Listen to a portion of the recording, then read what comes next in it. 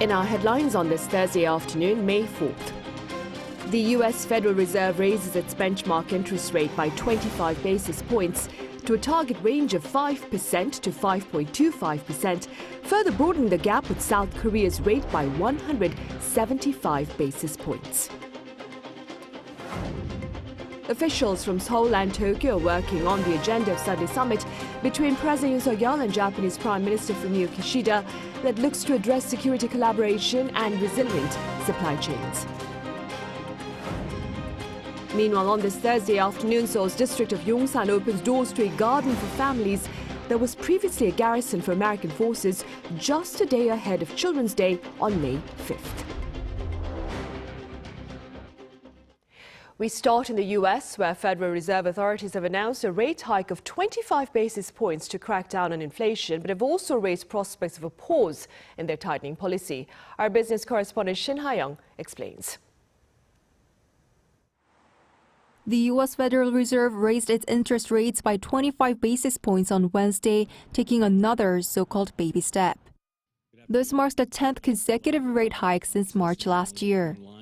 And with the Fed's move, the U.S. benchmark interest rate jumped to the 5% to 5.25% range, the highest since 2007.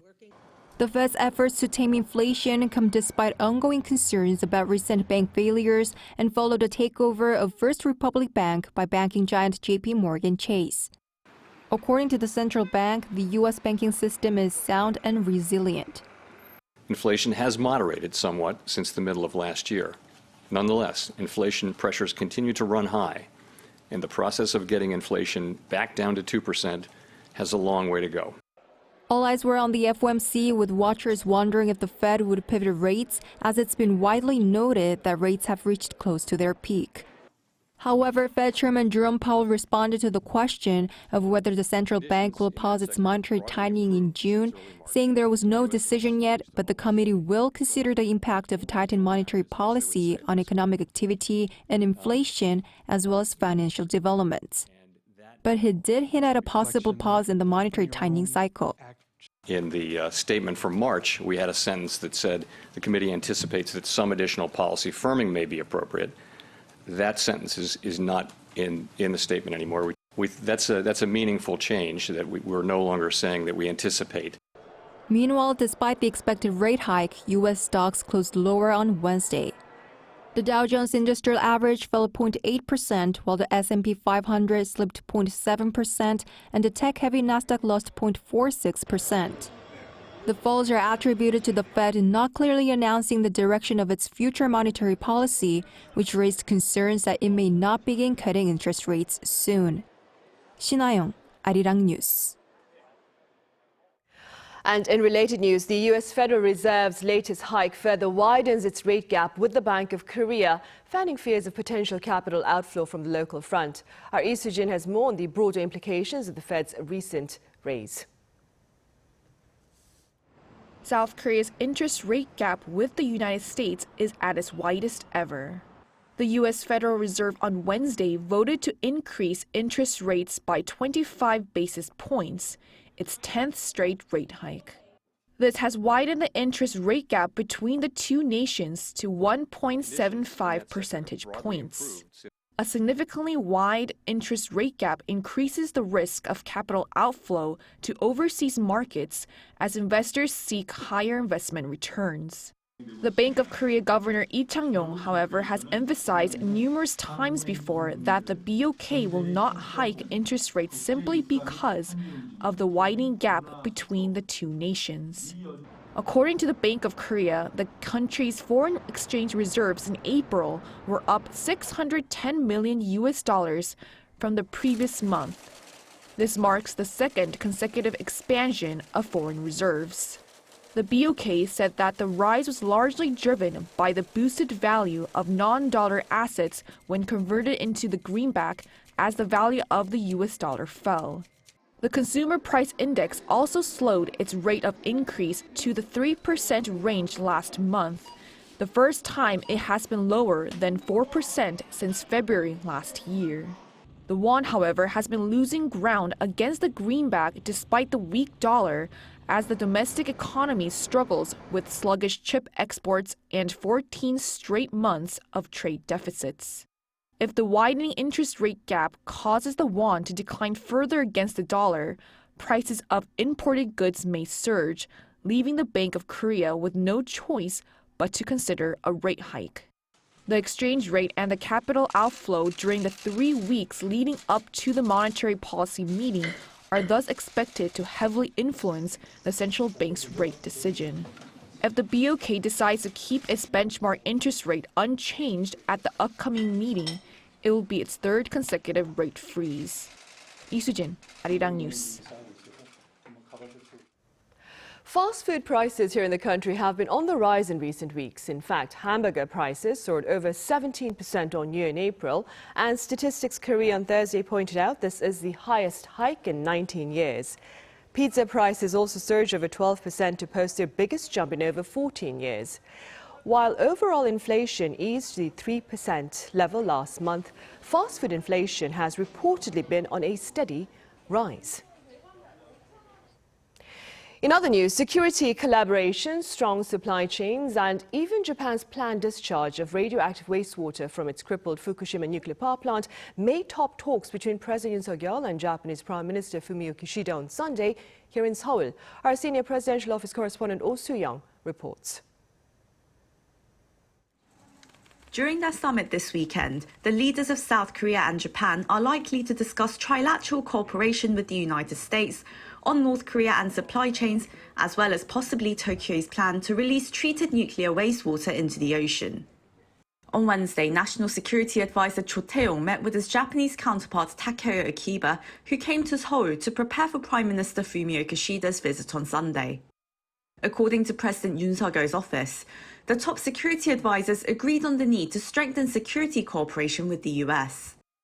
They also attended an inaugural session of an economic security dialogue focusing on enhancing supply chain resiliency and energy security. The three countries' joint response to North Korea's growing nuclear capabilities and provocations, as well as various threats to economic stability and supply chains, are expected to be major discussion points during Yoon and Kishida's talks. Afterwards, the Japanese PM on Monday is set to meet with conglomerate leaders who represent South Korea's largest lobbies, according to industry sources. Their talks will focus on ways to expand bilateral exchanges in strategic sectors, including semiconductors, batteries, and electric vehicles. Also, according to a South Korean daily, Seoul and Tokyo may also address sensitive matters, including the latter's plan to discharge 1.3 million tons of treated wastewater from the Fukushima nuclear power plant in the summer. A diplomatic source told us Seoul Shinmun Daily that the issue may well be discussed as Kishida seeks endorsement to release the radioactive water. While the International Atomic Energy Agency has green-lighted the move, Japanese fishermen and civil activists, as well as surrounding countries including South Korea, the Pacific Islands and China, have protested against the move, as scientists and environmental activists warn of the possible impact on human and marine life, and question the credibility of Japan's safety reports. South Korea is part of an IAEA safety review task force on Japan's wastewater disposal plan, but given its proximity and the range of sensitive bilateral issues, Deputy Director of the National Security Office Kim Tae-ho said in March that a separate scientific probe should be conducted on a bilateral basis. Kishida's two-day visit to Seoul will mark the resumption of regular top-level visits, beginning with Yoon's trip to Tokyo in March. Yoon's March visit came after his administration's decision to compensate Korean victims of Japan's wartime forced labor without forcing contributions from Japanese firms. Oh Soo-young, Arirang News.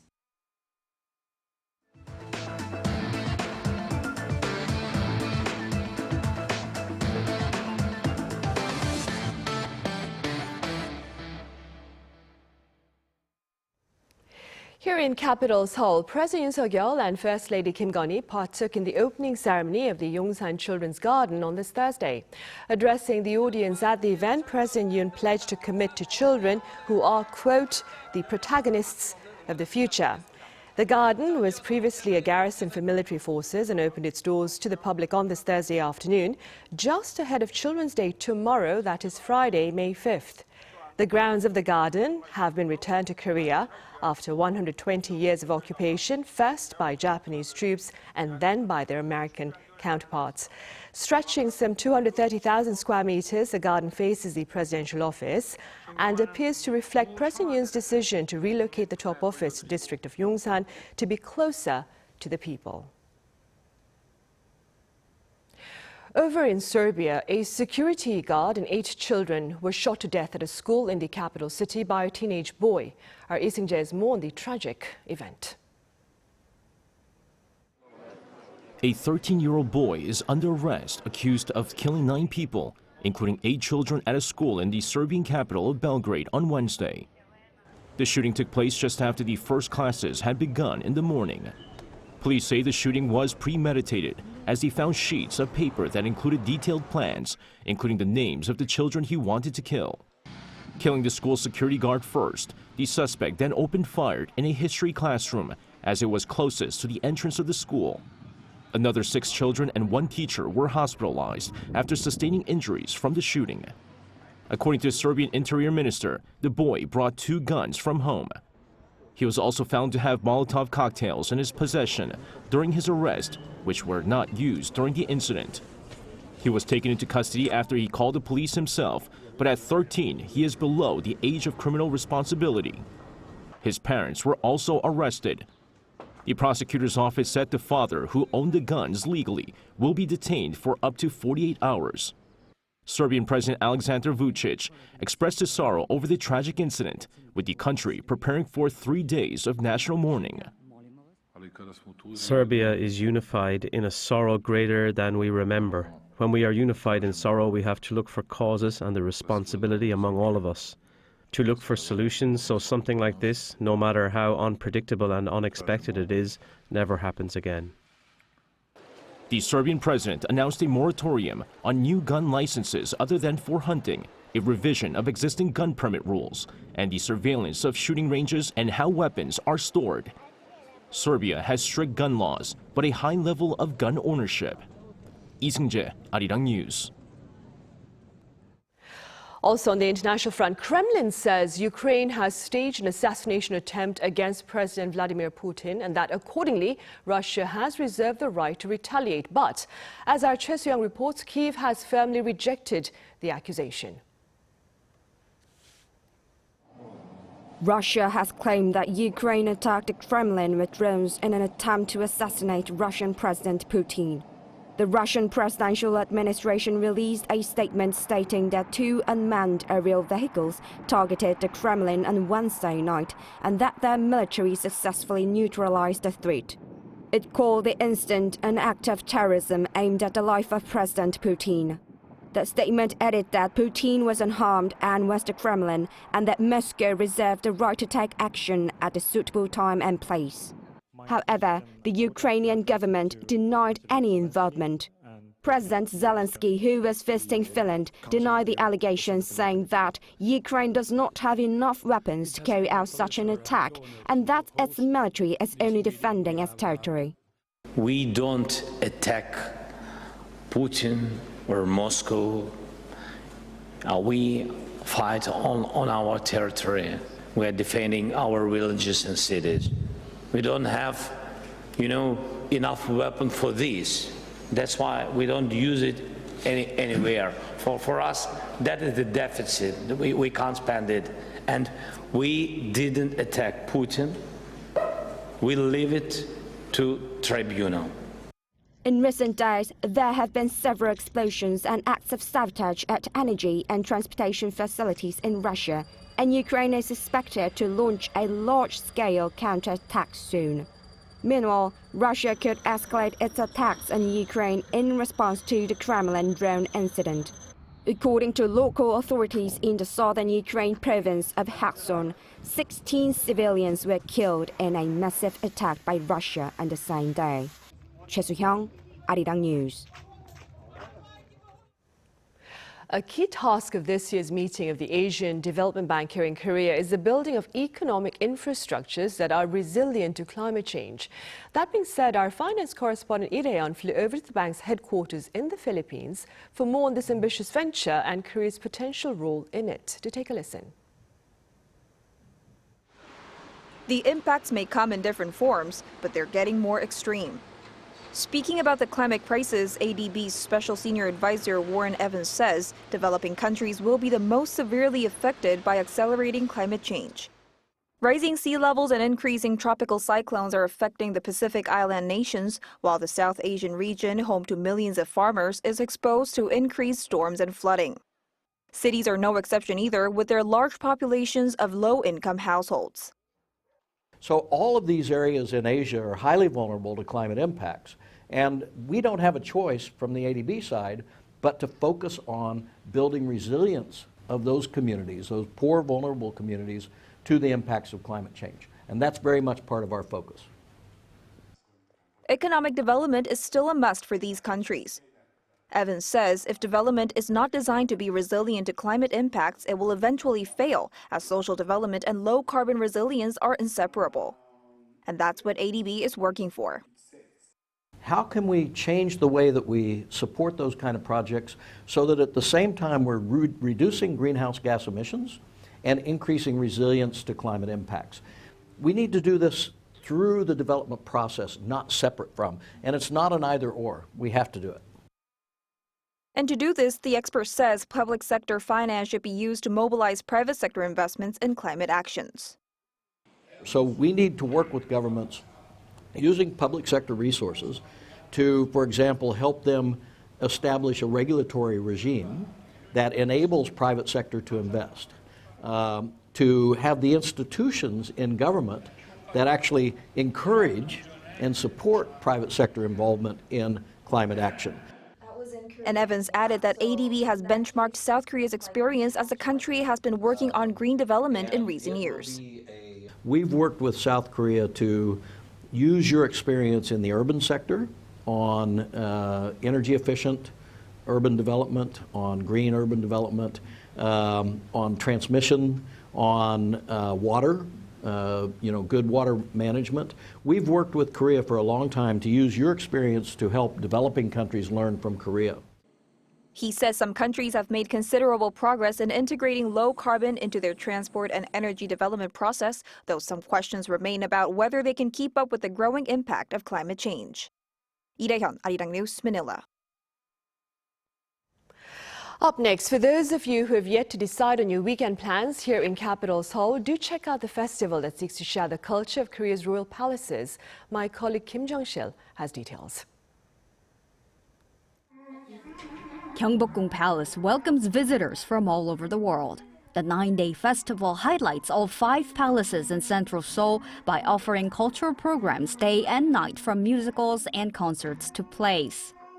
One of the most popular spots here at Gyeongbokgung is Saenggwabang, a royal kitchen that used to make desserts and tea for the kings and queens during the Joseon dynasty.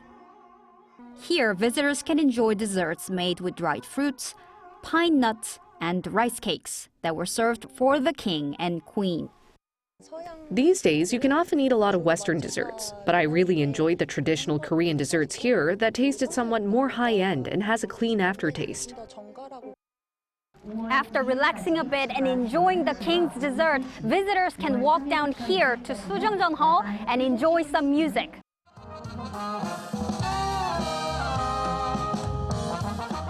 Another highlight of this year's festival took place at the nearby Changgyeonggung Palace. This year, visitors can enjoy a play where the whole palace is a stage and actors walk from hall to hall for each scene. The play reenacts King Yeongjo's 60th birthday preparations. King Yeongjo was the longest-serving monarch of the Joseon dynasty and also spent a lot of time here at the Changgyeonggung Palace. More than 200 people from all over the world walked around the palace to watch the play. It's really nice to see right in front of me a little bit what I've seen in historical K-dramas. You see the costumes, you see a little bit about the stories, and it's interesting to see it a little bit like live right in front of me. One festival organizer said he hopes visitors will better understand the depth of Korean culture by witnessing and experiencing what palaces used to be like in the past. The K-Royal Culture Festival is to show the culture of Korean royal palaces. We want visitors to witness and experience what those palaces used to be like in the past, so they can better understand the roots of Korean culture. This year's festival runs until this Sunday. Kim Jung-sil, Arirang News.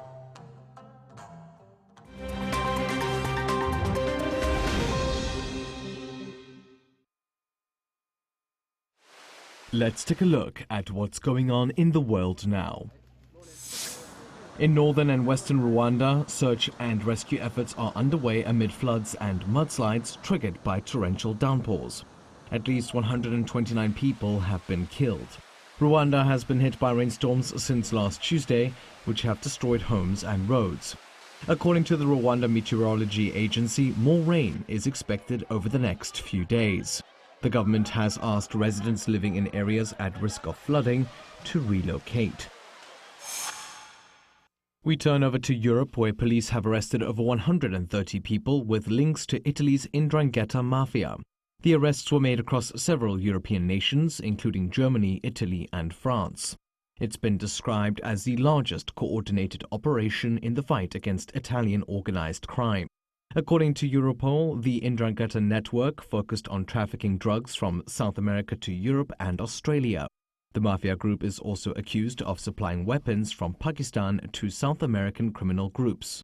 Considered one of the most powerful criminal networks in the world, the 'Ndrangheta is based in the southern Italian region of Calabria and has thousands of members globally. Now, American sprinter and long jumper Tori Bowie has died at the age of 32. She was a three-time Olympic medalist and two-time world champion in track and field. According to Bowie's agent on Wednesday, the athlete was found dead at her home in Orlando, Florida. Authorities found her after she had not been seen for several days.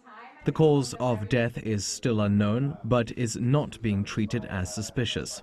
Born in 1990 and raised in Mississippi, Bowie initially played basketball before switching to track. During the 2016 Rio Olympics, Bowie won a gold, silver and bronze medal. She also won 2 world championship titles at the 2017 World Athletics Championships in London.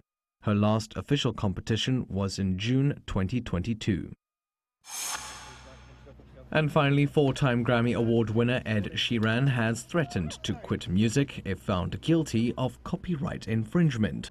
The UK singer-songwriter is embroiled in a legal dispute over whether his 2014 track, Thinking Out Loud, copies parts of Marvin Gaye's 1973 classic, Let's Get It On. During a court appearance, Sheeran reportedly said that if the plaintiffs won, quote, "I'm done, I'm stopping."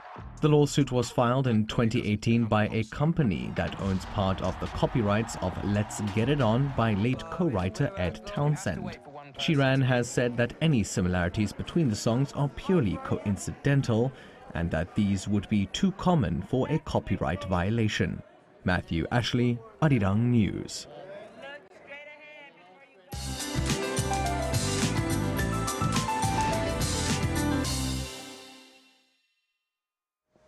Good afternoon. Hate to disappoint you and your kids, but storm force conditions are in the forecast for Children's Day. It already started to pour down on Jeju and the south coast from yesterday afternoon, with heavy rain alerts issued on the resort island, dropping 20 millimeters an hour there, and it will pick up as the day goes on. And that rain will gradually spread nationwide today.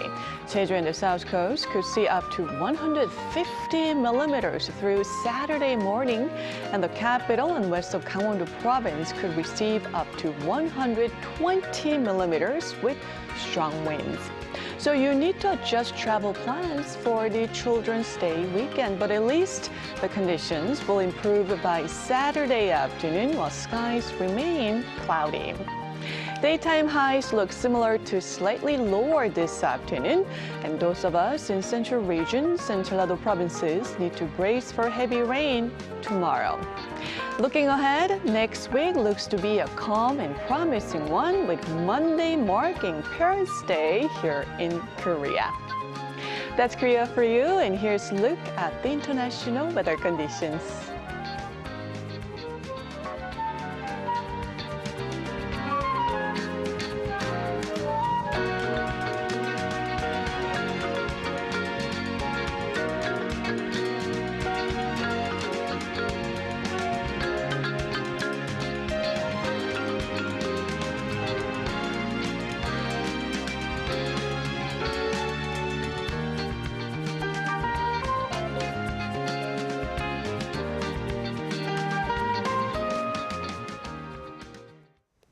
And those are the headlines at this hour, but do stay tuned for our panel session coming up in a few minutes. Thank you for now.